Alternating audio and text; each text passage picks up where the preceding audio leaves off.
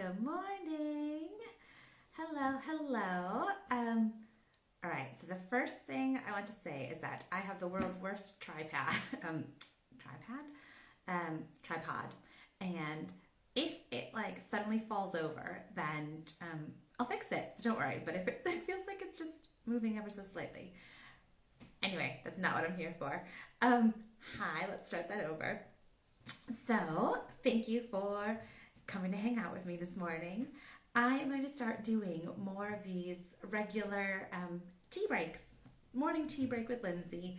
And my idea behind them is to spend a few minutes kind of just chatting about whatever's going on in the world, in my life at the time. So just spend a few minutes just chit chatting about stuff and what's coming up during the week, etc. And then to spend some time after that answering some coaching questions that come from you guys. So I'm going to plan to make this a weekly thing, although next week I probably won't be able to because it's half-term week, and we'll see if I can do it with Nora at home with me or not. But when I do them, I'll always put out on my stories a spot to ask questions in advance. So you can always keep an eye out for those. Ask questions, send them in. If you don't watch my stories, that's where they'll be. So make sure you check out that as your prompt to ask questions. And yeah, I think that's about it. Don't mind the wet hair. If you do watch my stories, you'll see that I had a really nice lazy morning, slow start to the morning this morning, reading in bed and drinking tea and just savoring the slowness of it all. So yeah, it's been a deliciously lovely morning.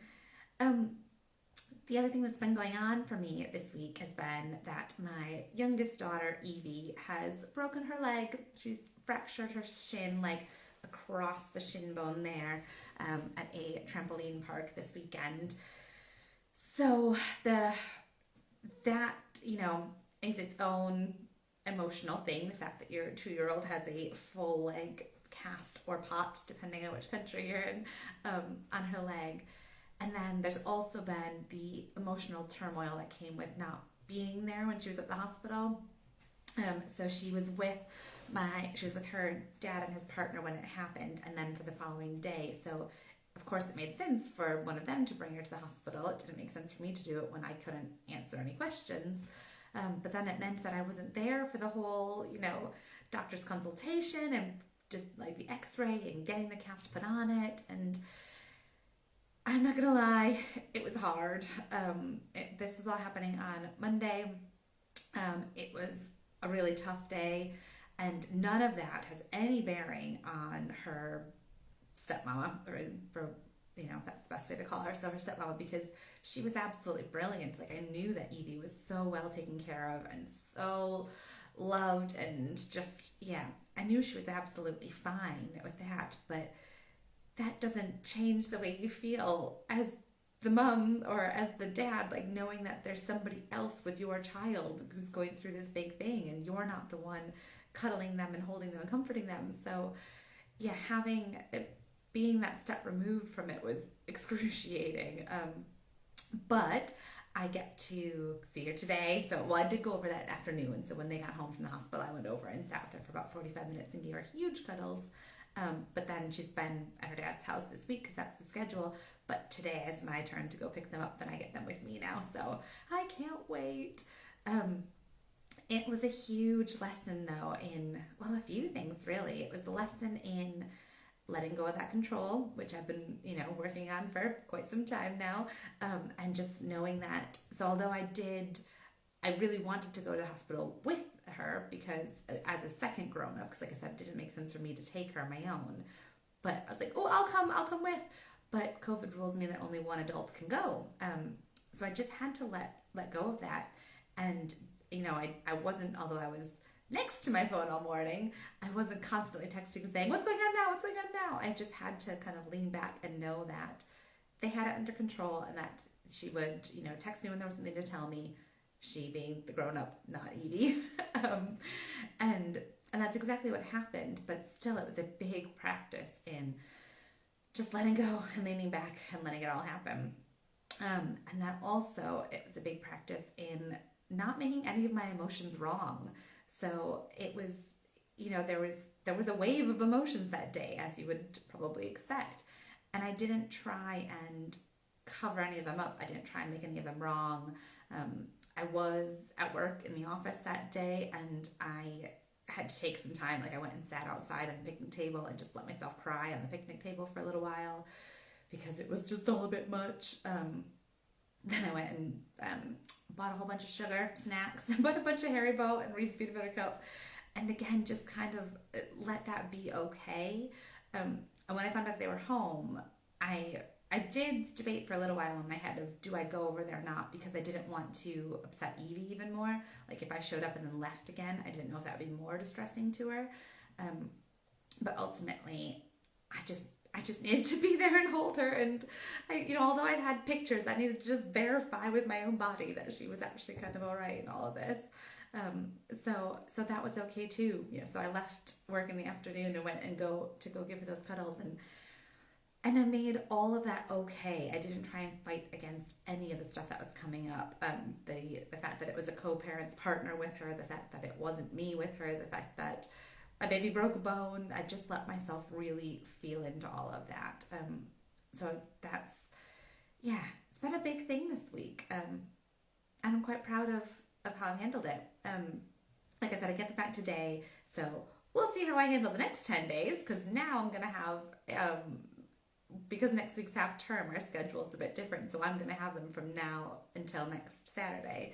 And so how this is going to go with a 2-year-old who can't actually really walk and yet is a very determined, energetic child, we'll see. Stay tuned to see how that goes. But she is at nursery, so I'm not going to have them like all by myself all day every day. So yeah, we'll see. Anyway, that's enough chit chat for me. That's, like I said, that's been the big thing. But let me move on to the coaching questions. So I have had 2 questions come through. The first one I want to talk about is, and this is a generic question, and I didn't get many more follow-up details, so I'm going to go with what I've got. So the question that came through was, there is somebody at work who is zapping what precious little energy I have left. How do I cope with this? I have had that happen at work lots of times over the years, and I know that Energy-Zappers can come from a variety of sources. And how to deal with that kind of depends on where it's coming from in some ways. So some of my answers are the same regardless of who is the energy zapper. Some are slightly more specific if it's a boss or a colleague or maybe even a direct report, etc. But the first one, which sounds the simplest but actually is probably the hardest, is to decide that you don't want to give away your energy anymore. It can be a decision. So nobody, in theory, can actually take your energy from you. You get to decide that I'm holding on to it. I am setting this emotional or energetic boundary, and I'm not dealing with this energy leak anymore. Like I said, a lot easier said than done, and I'll go into a bit more about those. But I think the first step is deciding, I can feel this happening, I am not okay with it, and I'm going to put a stop to it. So if it is a colleague, for example, in my office back many years ago, there were definitely people who were huge energy hoovers, if you will, just absolutely sucked the life out of me. But they were people who sat near me. I wasn't interacting with them directly, but they sat near me, and that was enough. It was the kind of situation where people were just complaining all the time about absolutely everything.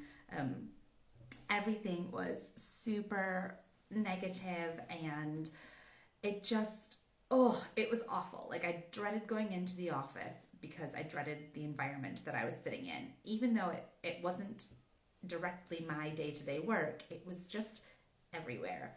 And a big piece of that for me was just blocking that out and imagining myself in a bubble. Just what's this show? There's a show, I should never do this because I'm terrible at remembering names of shows. Is it The Good Life? I think it's The Good Life. And somewhere in the show, they like put up this, it's like this inflatable, and it just like zips up around them and nothing can get in or out. And so I imagine that kind of energetic boundary where you can just, when you walk into your office, or if it's virtual, you know, whatever, if it's somebody who's draining it, you can just put up this this bubble and go, zoop, and no energy can get in or out. And that you can block it out and kind of, you know, stop listening to that negative chat. Stop taking it in. When somebody says, oh, can you believe we're, you know, out of sugar in the kitchen again? Oh, there's never enough sugar, rah, rah, rah. You can say, oh, I know, isn't it a shame? Better get some more next time, and carry on to your desk. Rather than like letting yourself be pulled into the, I know, why isn't there enough sugar? You'd think we'd be able to buy some sugar. Who's gonna, you know, like there's a difference between letting yourself be sucked into it versus deciding, no, I'm just not going there today. If it's a boss who's sucking your energy, then it's slightly different. You can't just ignore them. I mean, you could try, but it might not end up well. But that also does not mean that you have to just be fair game for whatever games they're playing. There are definite boundaries you can put up with a boss as well.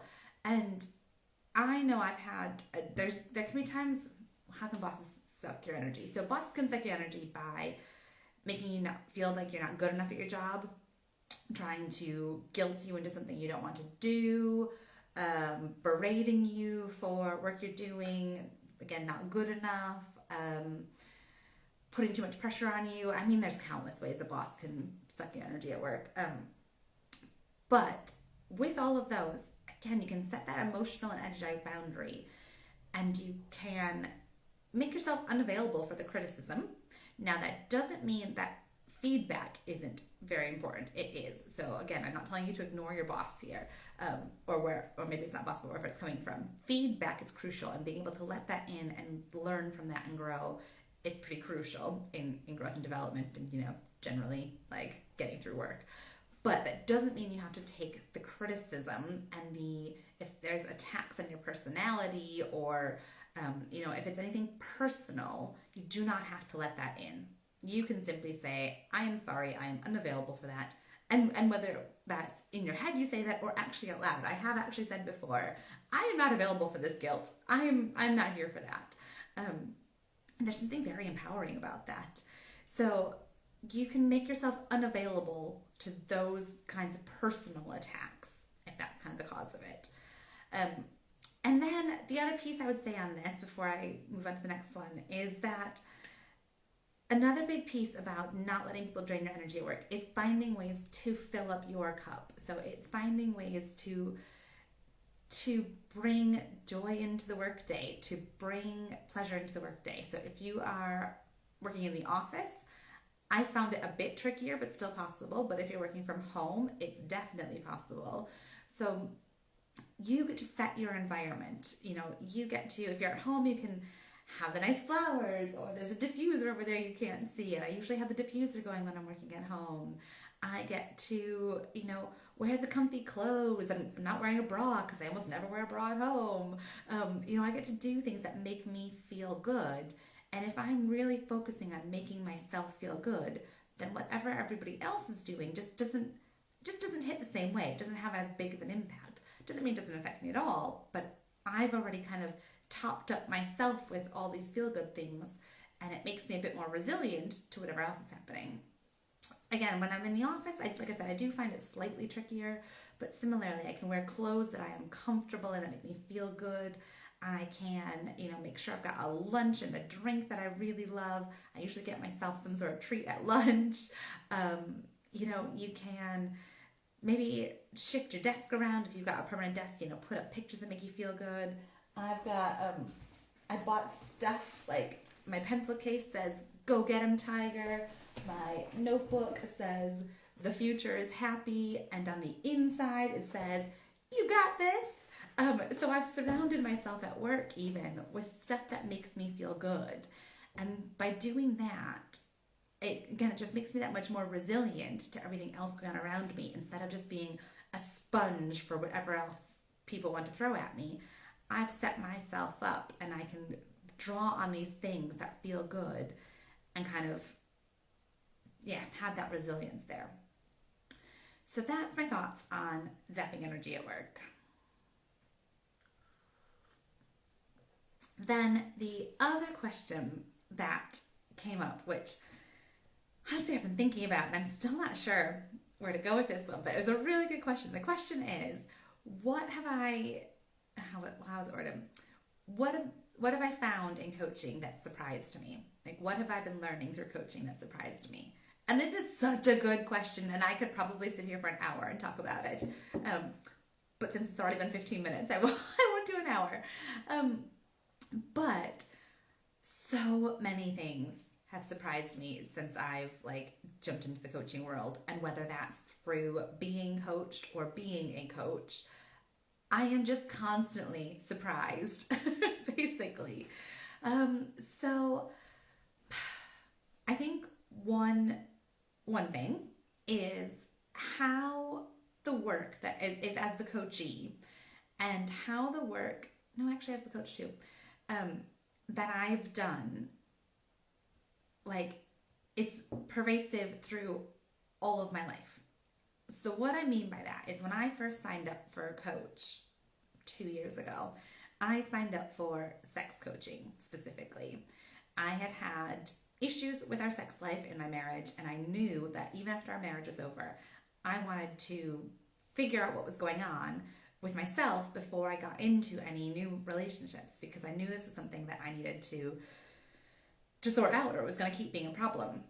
So I specifically signed up with a sex coach to deal with that issue. And it was immediately obvious that you don't start with sex. You start with yourself. And you start with your relationship with yourself. And that is the foundation of everything else. And that has shown up. So since then, the coaching I've done, it's been almost 2 years now of kind of different ways of coaching that I've been getting over that time. But all of it is coming back to intimacy with myself. And the way that has shown up has changed how I feel about sex, which was the original purpose. It's changed how I show up at work. It's changed, I launched a coaching business. It's changed how I feel about getting fulfillment out of life. It's changed how I show up with my co-parent, with his partner. It's massively changed how I parent. Everything, just absolutely everything. I could give endless examples of how I show up differently in the world thanks to this coaching work, which it's the same work over and over and over and over again.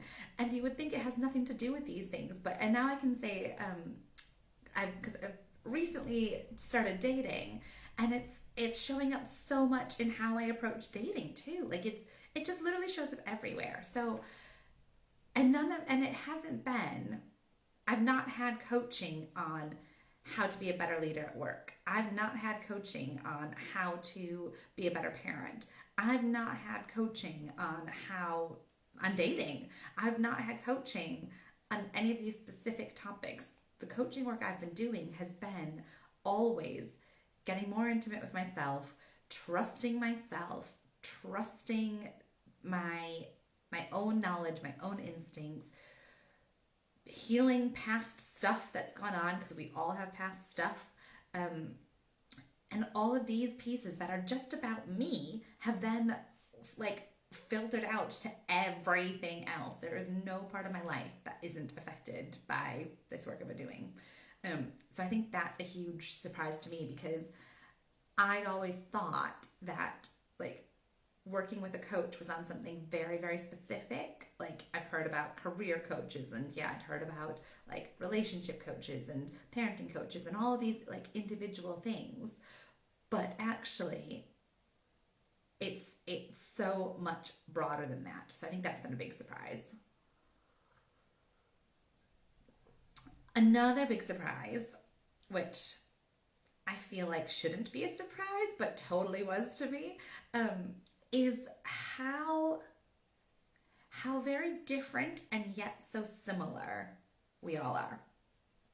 So what I mean by that is that none of our life stories look the same, the exact same. Even if, like, kind of on the surface of it, our circumstances are similar, all of our individual stories are so, so very different.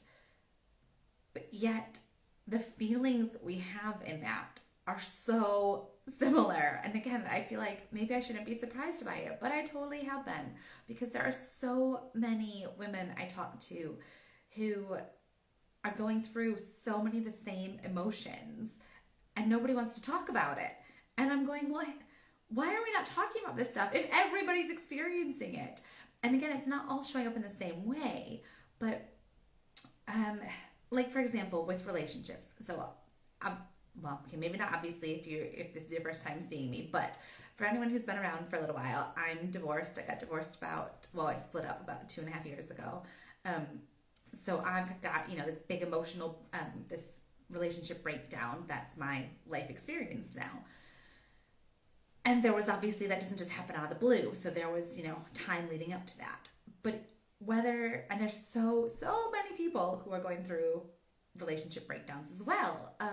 And we don't often talk about it because it feels like something shameful or something to be embarrassed about. Or if your relationship breaks down, it somehow means that it's failed and that you've failed. So we don't talk about these things. But I know so many people who are struggling in their relationships, or they're, getting divorced or thinking about divorce or have divorced, and it should be talked about. And similarly, even if you're not thinking about divorce and you are still, quite solid in your marriage, there's all kinds of problems going on in marriages. There's communication problems, there's, uneven balance of work, there's just losing the spark, losing your, sex drive between you. Like, I am hearing this all the time from people who don't want to actually say it out loud. Like, it takes quite a lot for people to talk to me about it. But it's everywhere because most of us have not been taught how to be in relationships. Like, it's just not a skill set that gets taught until often the relationship breaks down, and then you do all of this kind of work, and then you can go into the next relationship from a whole different place. So I guess the part that surprises me there is how common these experiences are, and yet how much we still don't want to talk about it, and how much it still feels like some sort of personal failure when it is absolutely anything but that. Relationships are complicated. People are complicated. We're not taught how to do this stuff. Like, this is the hard stuff about life. Like, we're absolutely meant to be here and connect with each other, but we don't know how to do it. So I think, yeah, again, the surprise there is how common these things are, and yet how much we still try and keep it a secret. I could go on and on and on about all the other things that I've learned, like I said, through my coaching and through coaching others. Let me just think if there's anything else in particular I want to say.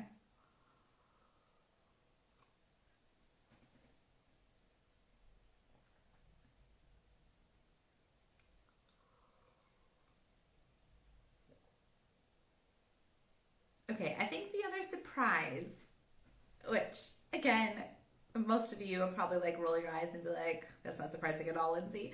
But another thing that sort of surprises me is how scary people find it to talk about themselves, and how reluctant people are to start something like coaching because they're afraid of what they're going to find if they look into themselves.